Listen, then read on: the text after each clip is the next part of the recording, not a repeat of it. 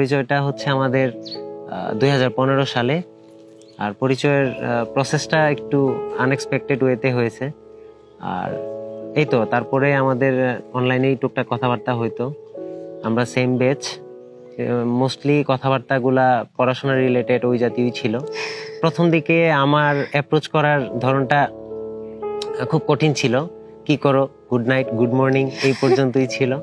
তো ধীরে ধীরে এই জিনিসটা বরফটা গলতে থাকে।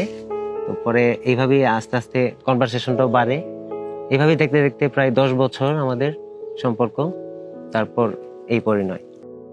তোমার ছোঁয়া এখনো আছে শূন্য মনের মাঝে ডাকে, না ভুলতে চাই কেন তাকে, আমি নেই আমার কাছে।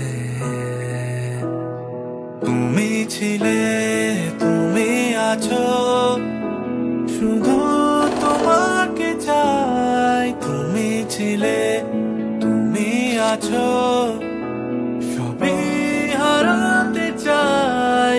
তুমি ছিলে, তুমি আছো। আমাদের এই সময়টা খুব একটা স্মুথ ছিল না। আর লং ডিস্টেন্স রিলেশনশিপ থাকার কারণে আমার ব্রাউনবাড়িয়া থেকে ঢাকা যাইতে হইতো। তো বছরে আমাদের দেখা হইতো একবার দুইবার ম্যাক্সিমাম। লাস্ট করোনায় যখন গেল তখন মনে হয় 9 মাস পর একবার দেখা হয়েছিল।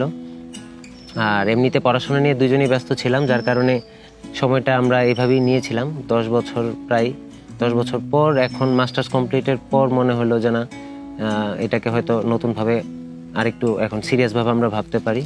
তো ওই জায়গা থেকেই বাড়িতে জানানো। আর আমার বাড়িতেও আসলে আব্বু গত 2-3 বছর ধরেই বিয়ে শাদী নিয়ে কথাবার্তা বলতেছিল, কিন্তু আমি আসলে রেডি ছিলাম না, যার কারণে হচ্ছে আমি এই পর্যন্ত ওয়েট করতে হয়েছে আমার। তো তারপরে যখন আমরা জানাই বাড়িতে, তখন আমার বাসা থেকে খুব একটা সমস্যা হয়নি, আর ওর বাসা থেকেও এরকম কোনো সমস্যা হয় নাই। এই জিনিসটা বেশি স্মুথ ছিল, যেটা একটু আনএক্সপেক্টেড। আমি ভাবছি হয়তো এটা নিয়ে একটু চড়াই উতরাই পার করতে হবে, কিন্তু ওই রকম কোনো কিছু প্রয়োজন পড়ে নাই, আলহামদুলিল্লাহ। তাকে খুব কাছে যেই পাই আমি অমনি বোবা, দু চোখে হারাই। তাকে দাও, খুঁজে দাও বন্ধু আমার গান।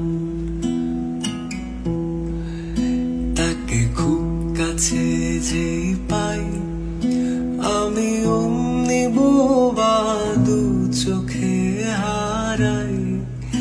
তাকে দাও, খুঁজে দাও বন্ধু আমার গান। তাকে খুব কাছে যেই পাই, কাছে এই তো ছিলে, এই বুঝি আর নেই।